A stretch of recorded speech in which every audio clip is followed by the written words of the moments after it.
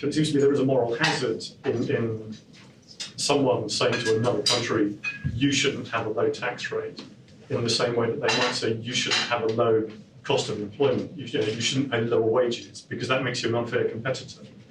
And perhaps in response to Richard's 5 Rs, I've got 4 Ms that I think any working, engineered tax regime has got to try to address.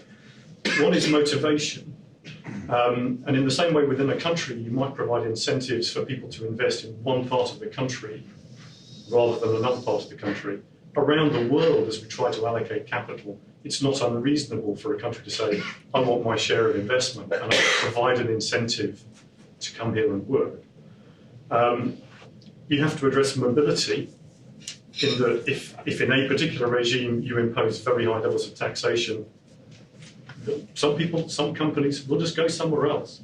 If the marginal tax rate of producing oil in one country is 95% and it's 10% somewhere else, some smart geologists will go and look for oil in the 10% tax regime. We touched on morality, that's the third one, and there I think the issue of transparency is critical. I think nobody likes to see a free rider. Nobody likes to see someone taking an awful lot out of the system and putting nothing back. And so that transparency is critical for the court of public opinion. My fourth aim is measurement. Who decides on this magic formula? If you allocate it based on the number of people working somewhere, is that really a test of profit or profitability or economic activity?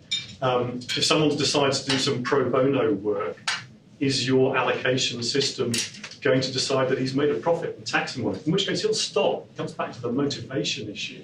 And the charity or good cause that pro bono work might have helped will have to go without.